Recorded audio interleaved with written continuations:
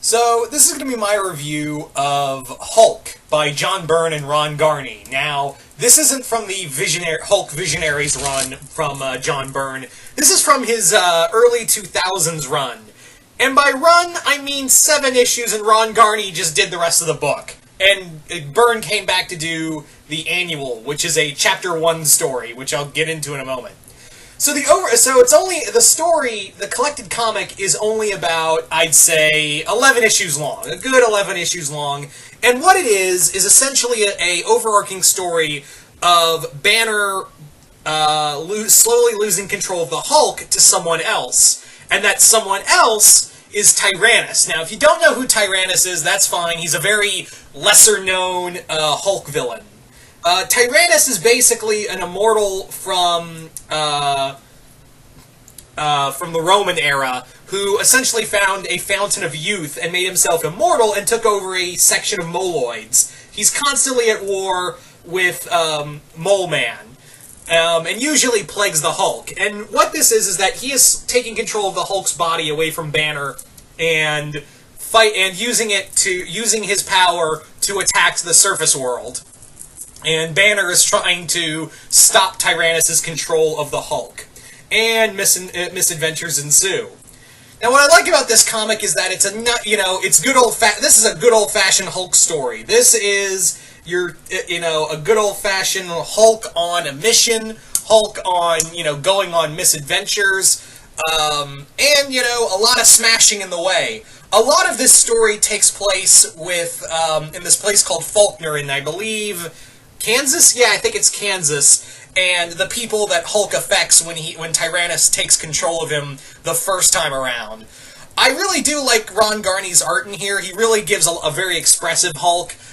There's also a nice story in one of the issues where 3 people are telling their perspective of the Hulk, and it's done by different artists, but it tells into one cohesive story. This is also a Hulk story that is it's like a very linear story, but there is like some side quests along the way. Typically, there's actually a story where it sidetracks, and this is issue 6 and 7 is where, John Byrne stops writing, and then it gets turned over to Eric Larson, and then 2 issues of Jerry Ordway. I think Ordway finishes the book. I think Jerry Ordway finishes the storyline with the Hulk, actually. But finishes this storyline with the Hulk in issue 11. But anyway, so the other thing in here is that if you're looking for a cool Hulk story where Hulk smashes people, yeah, look no further than this. You get back-to-back stories of Hulk taking on the Avengers, and it's really just Iron Man, Wonder Man, Scarlet Witch, and Vision. Then it goes to him fighting Wolverine, who at this point still has the bone claws. And then the Thing, yeah, so you get back-to-back Hulk smashing Avengers, Wolverine, and the Thing in later issues. It's also interesting that they actually address that the Hulk actually killed people in this storyline. It's a nice little moment because it's always been that the Hulk's been destructive, but he's always been careful, and fatality rates have always been kind of low. But with Tyrannus controlling the Hulk, there is one moment where there's a whole issue where they're dealing with the Hulk's destruction and him clearly killing people, and they address it. They really do address that the Hulk, the Hulk has murdered people, and S.H.I.E.L.D., who's under the control of Nick Fury at this time, because this is the early 2000s, like the late 90s, early 2000s. Basically, this wasn't a strong era for Marvel. This was Marvel trying to get its shit back together after the near bankruptcy it had. So this is, a era of Marvel that is trying to pick up the pieces from where they left off in the 90s and what they tried to be in the 90s. Anyway, so in that regard, it's nice to see John Byrne do this run. I just wish he did it all the way. And there's some covers in here that really, I know covers are supposed to attract you into something. But they really don't deliver on some of them. like in the Avengers two-parter, it centers around a cultist who has found a plant that is going to change the world, and Man-Thing shows up, and in the cover, for the first part of it, you see Hulk and Man-Thing throwing down, when really Man-Thing just sees Hulk transform back into Banner, and it's like, oh, okay, bye.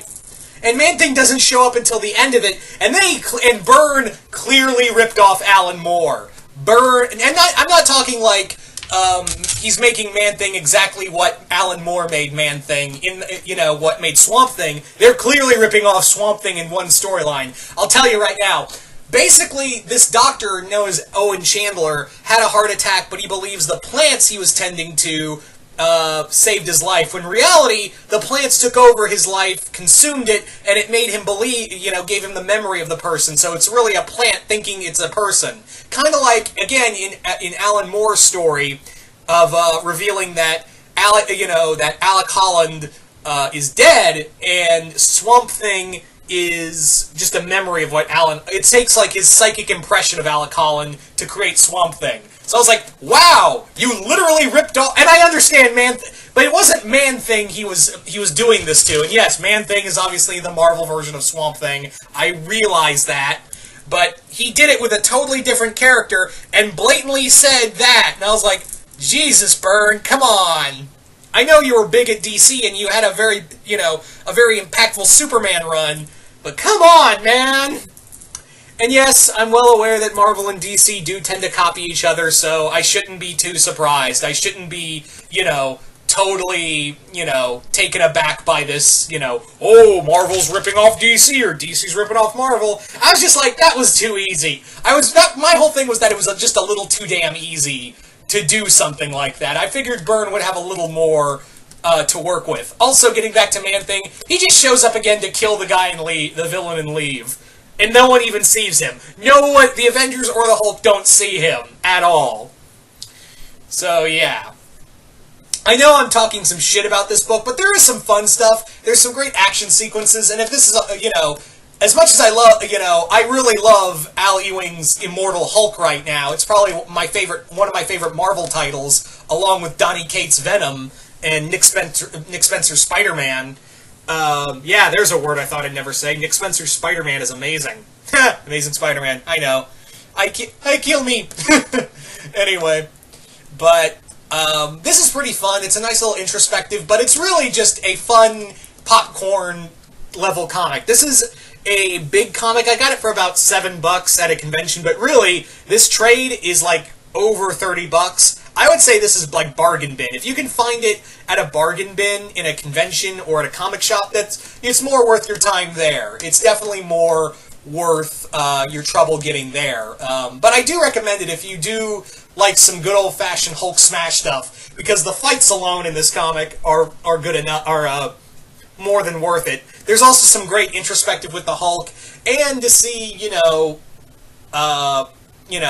Hulk in a small rural town and being treated like a natural disaster is also equally as great.